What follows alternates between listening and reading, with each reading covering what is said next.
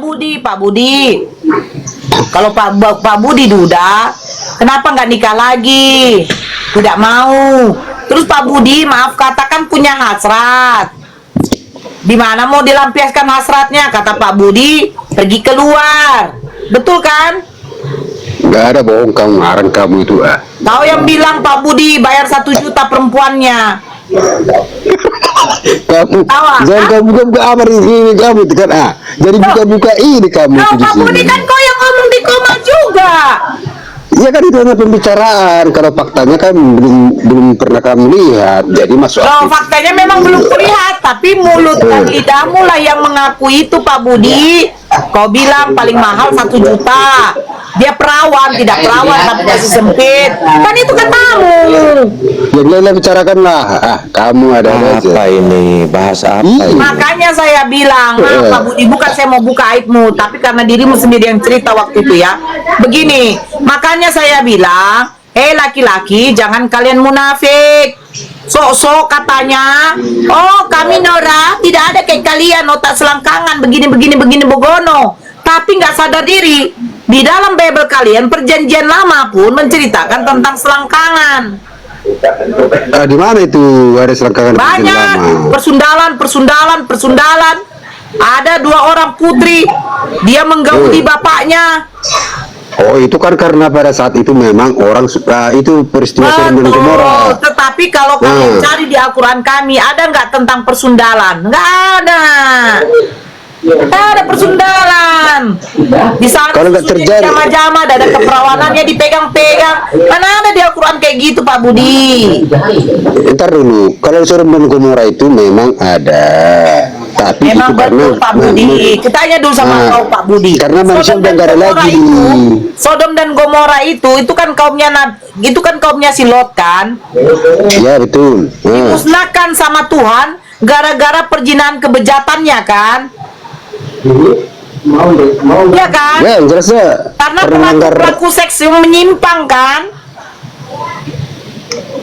Nah, sekarang ketika di Bible kamu kejadian 19 juga menuliskan bahwa 2 putrinya menggauli si Lot, kenapa Tuhan tidak memberikan suatu hukuman? Ini perkawinan incest loh. Itu maksud saya, itu yang saya bingung. Coba Pak Budi baca cerita tentang si Lot. Ini ya, saya tunjukkan ya.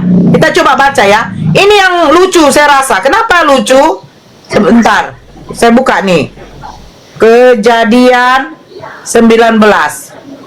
Kita coba simak baik-baik apanya, ceritanya. Nah nih. Itu kan karena meneruskan keturunan, memang benar ada itu. Sebentar dulu. Di nomor berapa tuh? Lupa saya. Yang jelasnya itu karena untuk meneruskan keturunan. Nah ini, pergilah Lot dari Zoar, dan ia menetap bersama dengan kedua anaknya perempuan di pegunungan, sebab ia tidak berani tinggal di Zoar. Maka diamlah ia dalam suatu gua beserta kedua anaknya. Kata kakaknya kepada adiknya, ayah kita telah tua, dan tidak ada laki-laki di negeri ini yang dapat menghampiri kita seperti kebiasaan seluruh bumi. Marilah kita beri ayah kita minum anggur, lalu kita tidur dengan dia supaya kita menyambung keturunan. Pada malam itu mereka memberi ayah mereka minum anggur, lalu masuklah yang lebih tua untuk tidur dengan ayahnya dan ayah. Pertanyaan saya, ketika diberi anggur ini, apakah ayahnya sadar dia diberi anggur? Nggak tahu, saya nggak nanya ayahnya pada saat itu. Nah, sekarang kau lah dulu Pak Budi. Nggak mungkin kau nggak pernah minum tua kan? Nggak mungkin kau nggak pernah minum tua kan? Butuh berapa botol atau berapa gelas lah kau minum tua biar mabuk kau? Kalau tua saya nggak pernah minum tua, tapi kalau bir pernah. Nah, butuh berapa botol kau harus mabuk? Coba. Ya, tergantung fisik juga, nggak tentu Dia juga. butuh berapa botol? Cukup 1 botol, tidak kan? Terus Ya tidak kan? Jawab dulu. ya terus lah udah. Ya tidak kan? Jawab dulu. Jangan ketawa, ini kita serius. Ayo kita Ya, aku sudah serius ini. Butuh berapa botol untuk biar mabuk? Ya Ya taruhlah dulu 5 apa 4 gitu. Sebentar, Mancau, sebentar.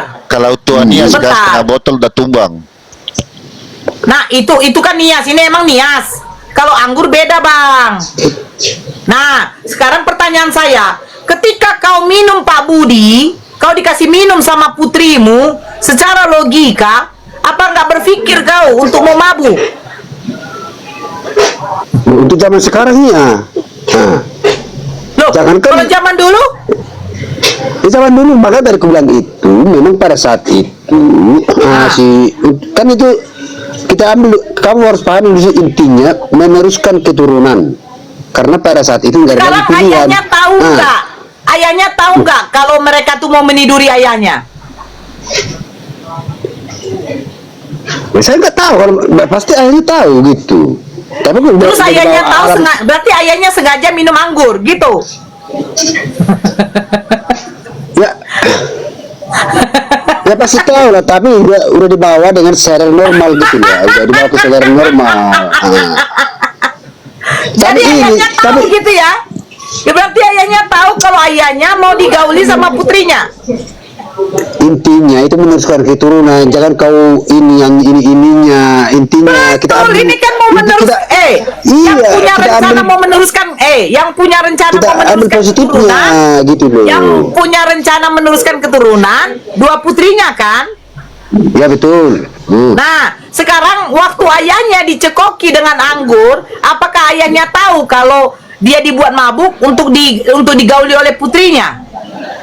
Ya, itu mengenai tentang dia sadar atau tidak, nggak ada penjelasan dalam kitab. Mana ada penjelasannya di situ? Kan nggak ada. Tapi kalau Nah, secara ini logika secara kita logika, apakah berarti mereka sama-sama mau? memang udah jelas dibawa berarti sama-sama dibawa mau. kesadaran standar, dibawa Berarti kesadaran sama-sama standar gitu mau. loh. Yang jelasnya karena pengaruh alkohol, kalau kita ambil secara logika ya, udah jelas di bawah standar apa sadar ini gitu. yang saya bilang kenapa ambigu. Satu ya, di sini dituliskan pada malam itu mereka memberi ayah mereka minum anggur, lalu masuklah yang lebih tua untuk tidur dengan ayahnya, dan ayahnya itu tidak mengetahui ketika anaknya itu tidur dan ketika ia bangun, dia tidak tahu. Pertanyaan saya, bagaimana mungkin ini jadi kedewasa ya, orang laki-laki yang tidur, dia dikasih apa, dia mabuk, dia tidur pasti pulas, terus bisa mengeluarkan sperma. Itu bagaimana mungkin? Ya bisa juga, karena mungkin karena setengah sadar, disampaikan tadi itu.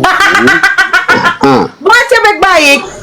Lalu masuk ialah yang lebih tua untuk tidur dengan ayahnya, dan ayahnya itu tidak mengetahui.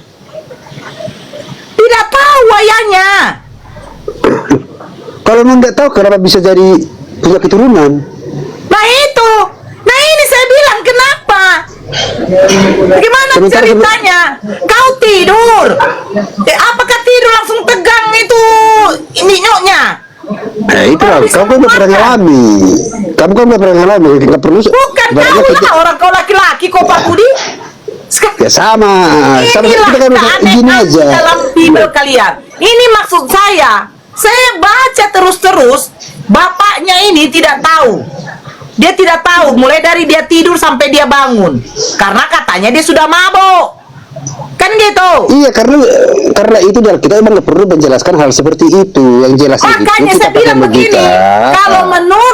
kalau menurut dari biologi, apa mungkin orang yang tidur itu bisa mengeluarkan sperma air maninya? Apa mungkin? Nggak bisa kalau kita Nggak pakai bisa, terus logika. bagaimana mungkin baru anak perempuannya bisa hamil? Ya buktinya bisa, itulah makanya itu memang nggak ada penjelasannya. Kalau makanya pertanyaan ini standar ganda ini. Bukan standar ganda. Lah iyalah. Catatan di dalam Bible yang sebenarnya tidak bisa masuk akal. Terus yang kedua, Lukas menuliskan pada waktu Bunda Maria hamil tidak pernah digauli oleh Yusuf. Pertanyaan saya, Lukas tahu dari mana?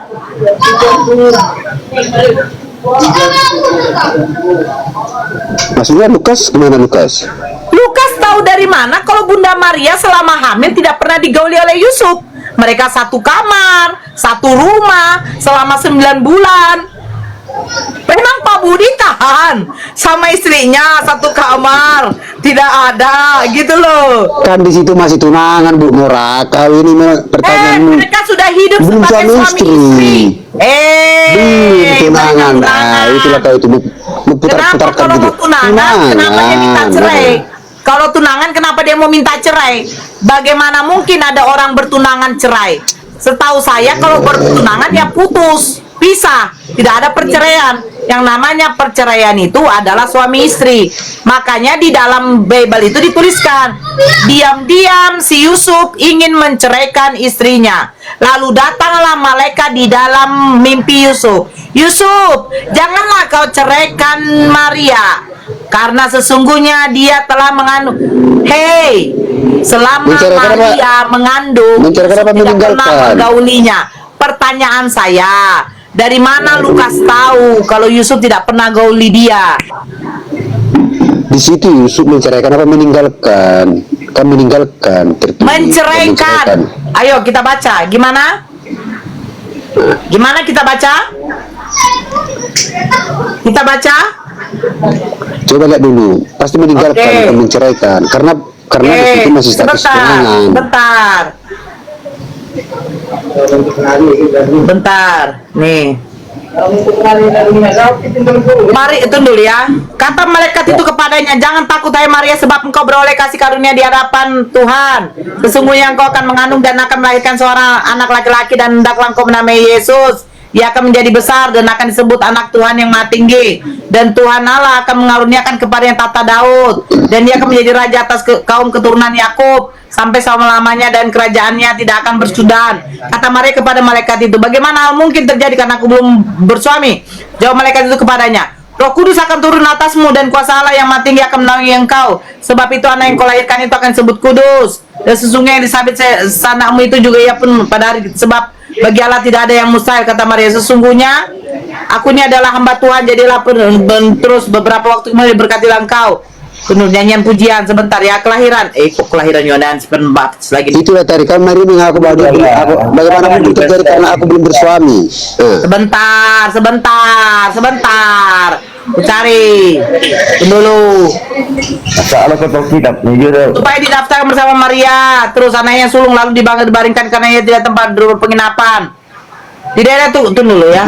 Dan sungguh memberikan kesukaan besar untuk seluruh bangsa yang telah lahir bagimu dibungkus. Setelah mereka itu meninggalkan mereka dan kembali ke sekolah. Mana ini? Belum bersuami. Tadi bukan baca. Udah. Tunangan. Bentar, Matius. Bentar. Jelas tadi Maria mengaku, bagaimana mungkin terjadi karena aku belum bersuami? Berarti kan masih status tunangan. Sebentar.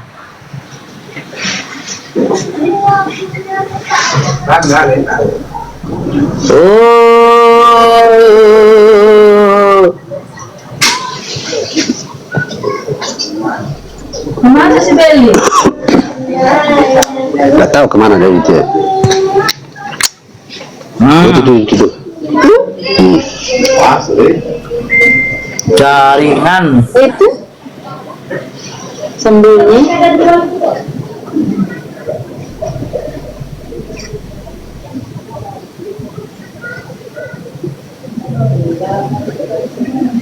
Kalau belum dia bersuami, kenapa Yusuf berani membawa Maria ke Bethlehem?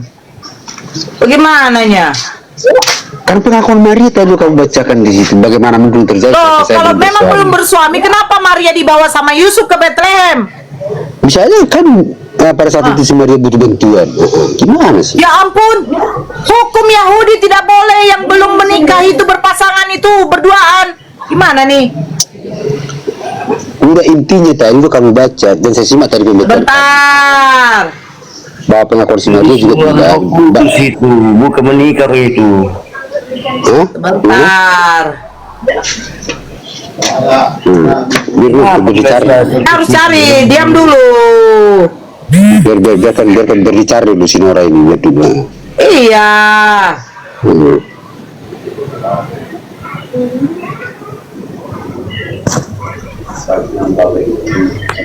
Bentar dulu. Iya, kita tunggu. Sampai terlambat mau mandi nih. Iya, sebentar. Matius 1:18-24. Mari ini Iya. Jaringanku jelek kali. Bersolomai, bersolot mesti. Oh, lu kena ya?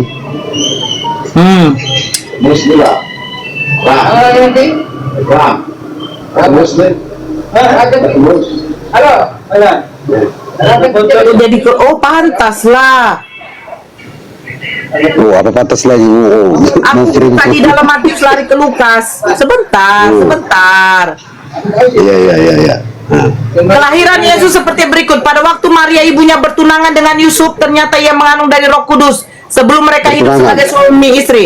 Karena Yusuf suaminya seorang yang tulus hati dan tidak mau mencemarkan nama istrinya di muka umum. di sini tadi kamu baca bertunangan. Aduh, gimana? Loh, sekarang begini. Coba ya. Ini baca ya. Pada waktu Maria ibunya bertunangan dengan Yusuf, ternyata ia mengandung Bertunangan, dari Roh Kudus sebelum mereka Ya. hidup sebagai suami istri. Matius Ya, belum, 8 kan? 18. Karena Yusuf suaminya seorang yang tulus hati dan tidak mau mencemarkan nama istrinya di muka umum, ia bermaksud menceraikan dengan diam-diam. Tetapi ketika ia mempertimbangkan maksud itu, malaikat Tuhan nampak kepadanya dalam mimpi dan berkata, Yusuf, anak Daud, janganlah engkau takut mengambil Maria sebagai istrimu, sebab anak di dalam kandungan adalah Roh Kudus. Ia akan melahirkan anak laki-laki, dan engkau akan menamakan dia Yesus. Karena dialah yang akan menyelamatkan umatnya dari dosa mereka. Hal itu terjadi supaya genap yang difirmankan Tuhan oleh Nabi. Sesungguhnya anak darah itu akan mengandung dan melahirkan seorang anak laki, dan mereka akan menamakan dia Immanuel. Dan sudah bangun dari tidurnya Yesus berbuat seperti yang diperintahkan Tuhan kepadanya. Ia mengambil Maria sebagai istrinya, tetapi tidak bertubuh dengan dia sampai ia melahirkan anak laki, dan Yusuf menamakan dia Yesus. Pertanyaan saya, dari mana Matius tahu kalau Yusuf dan Maria tidak pernah?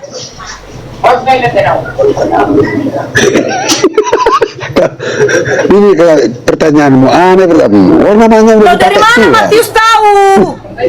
Itu Memang Maria cerita sama Matius. Tahu kau, waktu aku mengandung tidak ada loh aku digauli sama Yusuf.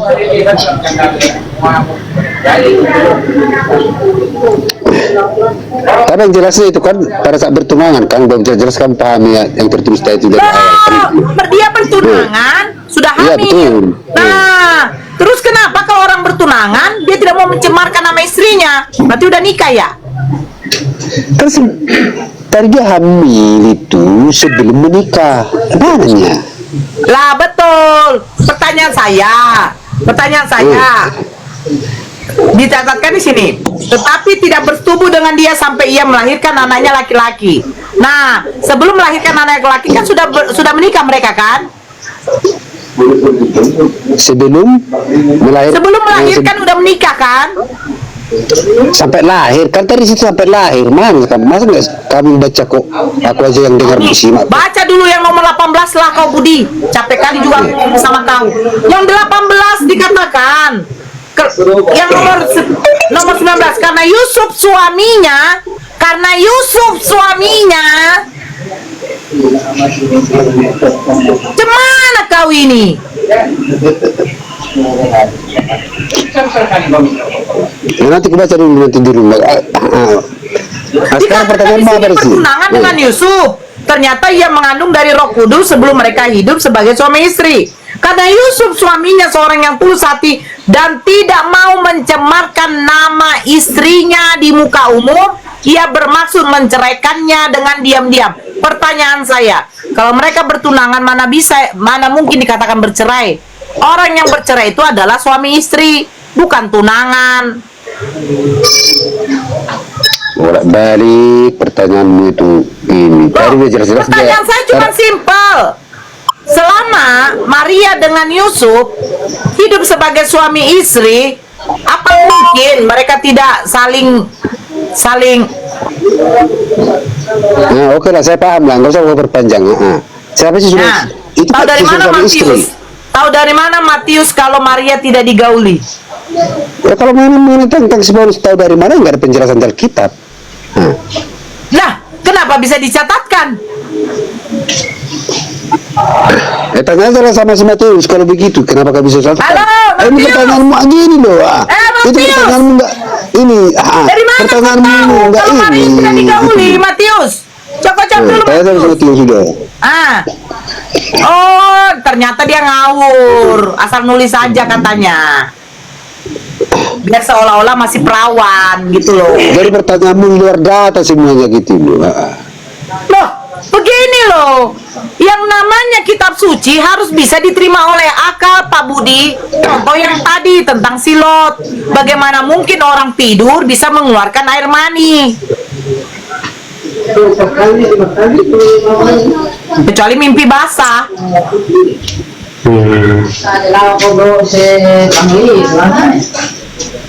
Suka-suka mulai.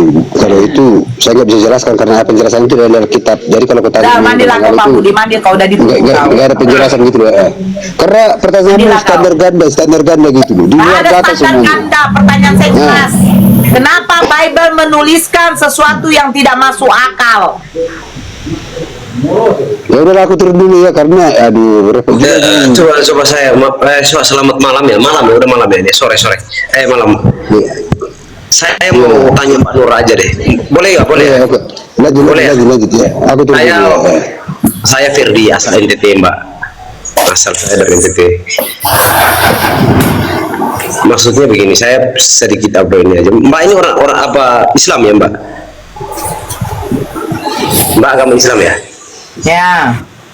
Oh jadi Noora itu mualaf bang. oh iya.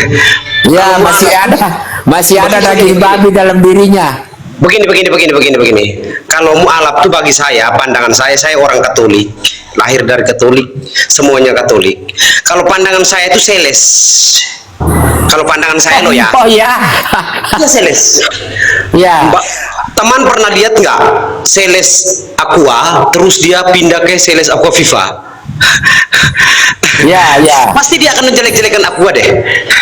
Ya, kayak gitu deh. Itu aja, poinnya Bisa. itu aja. Sebenarnya poinnya itu aja. Dan kalau orang mau belajar agama sesungguhnya itu nggak pindah imannya sampai pindah-pindah begitu, berarti imannya udah nggak bagus. Itu satu. Yang kedua, belajarlah dengan orang Hindu dan orang Katolik, nggak mau ikuti agama orang lain. Itu satu. Kalau saya orang NTT, saya asli orang NTT, nggak pernah berpendidikan tinggi atau teologi atau semua, saya tidak pernah. Tapi kalau saya melihatnya Mbak ini seles, tapi nggak apa-apa lah, kita lego aja, karena Mbak cari uangnya lewat. Kalian nggak tahu ya? Kalian nggak tahu ya Aksal? Saya cari uang untuk apa? Saya cari uang untuk beli sempaknya si gondrong saya. Gondrong saya sudah beribu-ribu tahun tidak ganti sempak. Baunya minta ampun, ya, bau kali. Saya bingung. Dia soalnya duduk aja terus di atas. Saya bilang begini, nggak capek kok gondrong sayang? Capek kali kau. Duduk aja, dah kerja kau. Duduk aja. Orang kau punya umat pargoy, lompat-lompat pakai bahasa setan. Kau duduk aja nengok. Gak capek kau nengok. Sebenarnya saya tanya lagi, Gon. Sebenarnya begini. Mereka lompat pargoy kayak bahasa-bahasa setan si baraba-raba itu ajaran dari mana? Kau ajarkan seperti itu. Dia bilang tidak. Terus mereka dapatnya dari mana? Itu dari Bapa. Bapa siapa? Sesungguhnya Bapa lah yang menjadi iblis. Bapakmu lah yang menjadi iblis. Begitu. Kau katakan sales, nggak nyadar kau. Agama kau tuh agama sales. Agama kau dibawa dari penjajah. Datang Belanda menjajah 3G, glory, gospel, gold. Itulah agama kau, agama penjajah. Jadi jangan, kau malu. Yesus tidak makan babi, kau makan babi. Yesus tidak makan anjing, kau makan anjing. Yesus mengatakan kalian apa? Kalian bani anjing. Itu kata Yesus. Matius Jadi 15 nomor 26. kau juga bani anjing karena kau pernah makan toh. Tidak patut. Kau juga jangan pernah makan. Tidak patut mengambil roti yang disediakan untuk anak-anak dan melemparkannya ke anjing. Betul. Itu pernyataan Yesus ya. Saya tidak mau mengada-ngada, maaf. Matius 15 nomor 26. Itu mulut itu ya. Kalian mengatakan inilah mulut Islam. Saya bingung ketika ada orang yang mengatakan tidak patut mengambil roti yang disediakan untuk anak-anak dan melemparkannya kepada anjing. Melemparkan. Saya kalau kasih makan kucing saya yang di rumah ini, saya kasih makan bagus-bagus, ada tempatnya, kasih minum ada tempat. Ini beda. Yesus mengatakan melempar. Jadi kayak ambil makanan, wak gitu, melempar. Kepada siapa? Kepada anjing. Bukan saya yang katakan. Jadi kalau kalian mengatakan, kenapa mulutmu begitu? Apakah Islam seperti itu? Saya dulu di Kristen dikatakan anjing sama Yesus.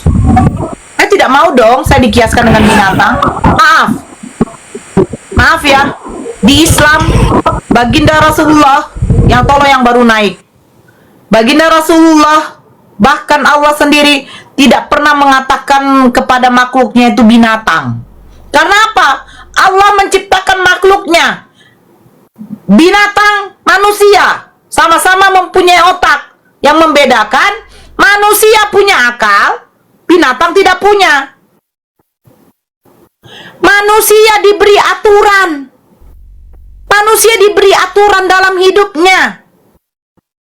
Yang saya heran, ada ajaran agama yang tidak ada aturan. Ada.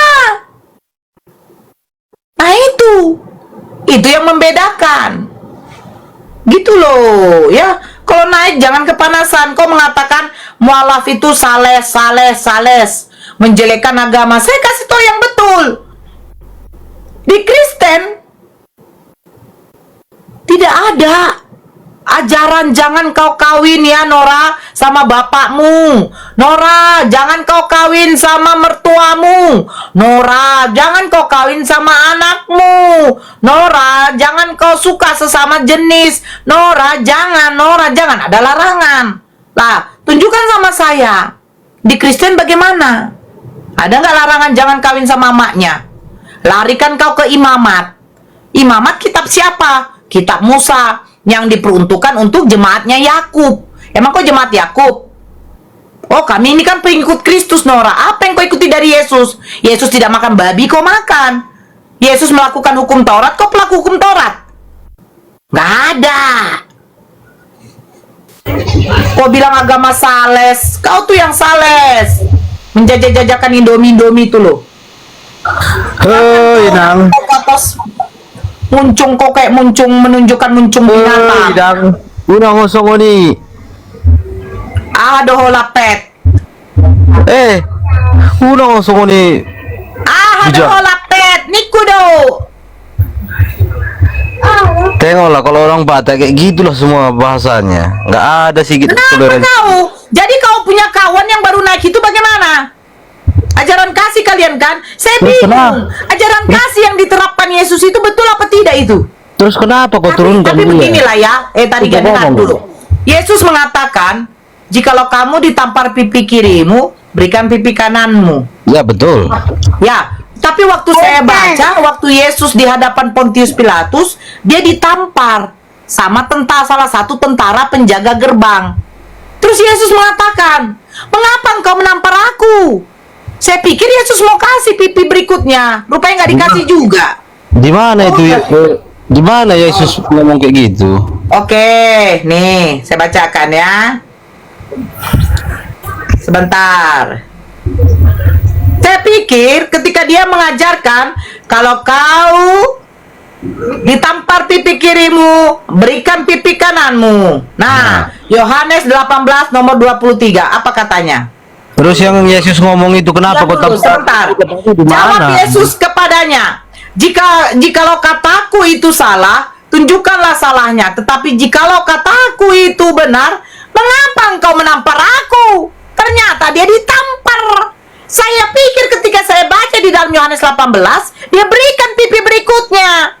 Dia ngajarkan kepada manusia, kepada orang-orang yang mengikuti dia, jikalau ditampar pipi kirimu, berikan pipi kananmu. Ketika dia ditampar sama tentara penjaga gerbang, dia mengatakan apa? Mengapakah engkau menampar aku? Saya pikir waktu dia ditampar ketepak. Tampar lagi. Ditampar lagi. Tampar lagi. Saya pikir kayak begitu tarigan, ternyata tidak tarigan. Gimana Ini itu berarti Yesus ditampar? bohong dong. Bohong dong Gimana itu ajaran Yesus tampar menampar. ditampar? Enggak, tarigan berarti bohong dong ajaran tampar menampar ya? Enggak ada Sekarang gitu ya? tanya kau, di mana Jangan Yesus kau tanya, ditampar? jawab Lah, dulu. Berarti ajaran Yesus yang ditampar pipi kiri berikan pipi kanan bohong apa enggak? enggak. Enggak. Terus ketika Yesus ditampar kenapa dia enggak kasih pipi berikutnya? Di mana itu Yesus ditampar? Yohanes 18 nomor 23, baca dulu. Enggak ada itu. Kau bacalah. Enggak ada itu. Oke, saya tunjukkan ya. Enggak ada mah heyangmu. Nih, Coba Alkitab buka, jangan kau situ kau buka Alkitab. jawab Yesus kepadanya, jikalau kata-kataku itu salah, tunjukkanlah salahnya. Tetapi jikalau kataku itu benar, mengapa engkau menampar aku?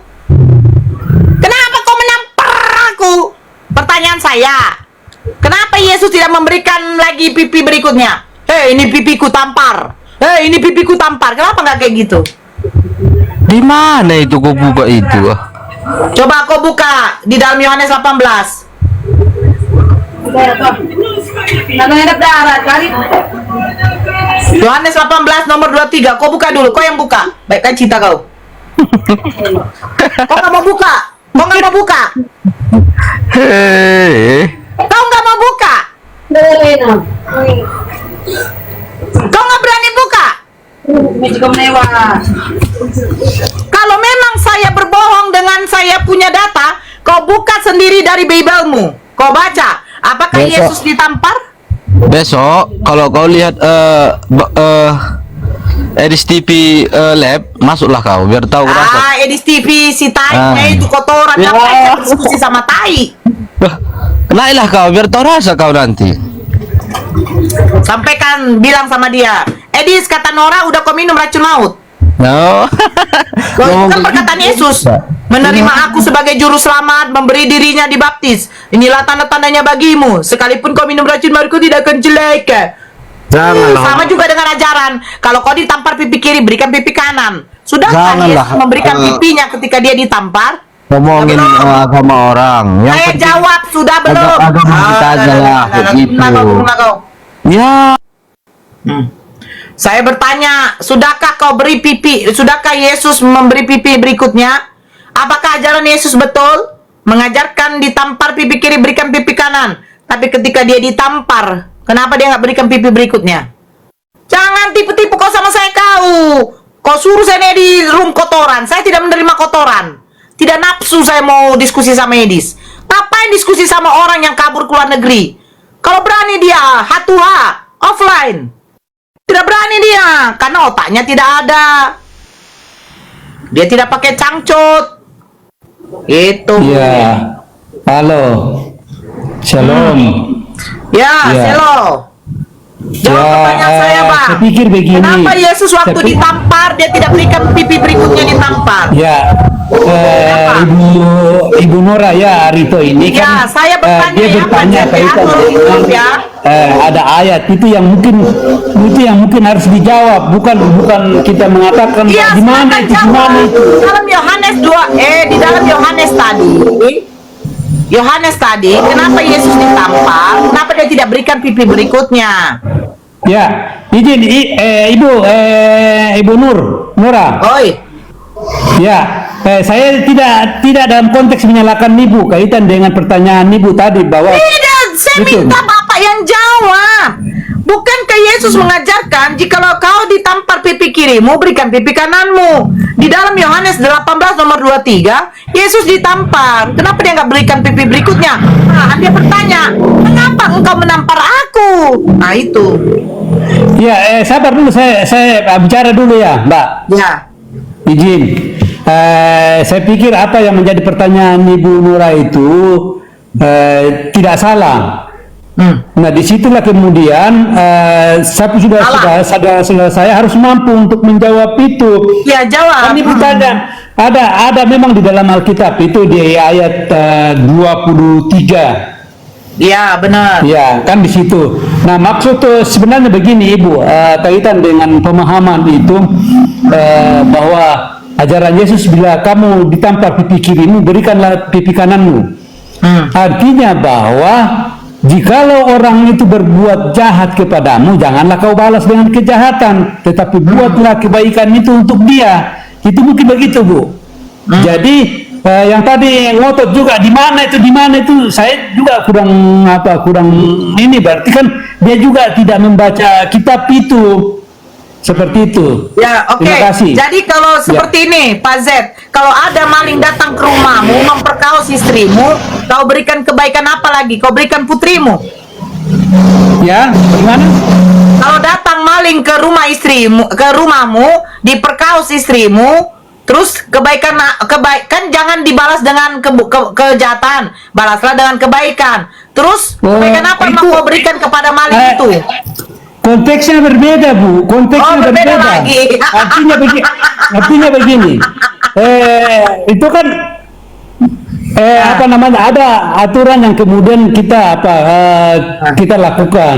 Katakanlah misalnya. Tapi dikatakan kalau ditampar pipi kiri berikan pipi kanan, maksudnya kalau ada orang memberikan keburukan kepadamu, jangan balas dengan keburukan, tetapi balaslah dengan kebaikan. Sama seperti halnya kasihilah musuhmu, betul kan?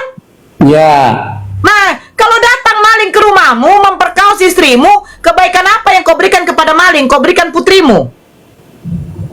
Oh, tidak bisa begitu. Oh, jadi bagaimana? Ya, artinya Enggak, intinya gini, Pak, intinya gini. Ajaran kasihnya itu diimplementasikannya seperti apa?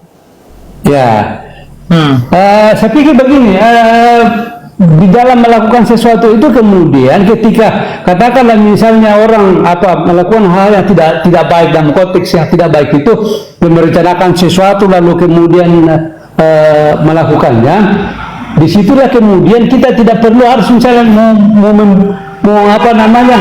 memukul dia kembali atau merencanakan sesuatu yang jahat kepada dia. Jadi kalau anak bapak dikeroyok orang, bapak berikan lagi dia apa? Uang gitu yang mengeroyok itu gitu. Tidak, itu jadi ada proses hukum yang artinya jadi begini. bagaimana konteks yang katanya mengasihi musuh? Mengasihi musuh yang gimana? Musuh yang seperti apa? Jadi kita tidak pada konteks untuk langsung membalas, tapi kan ada aturan yang kemudian dilakukan. Katakanlah misalnya itu kita lapor ke pihak keamanan. Tapi kasihi musuhmu. Mengasihi itu bukan berarti tidak melakukan sesuatu yang kemudian melakukan sesuatu dalam artian supaya memberikan efek jerah juga kepada dia. Itu hukuman.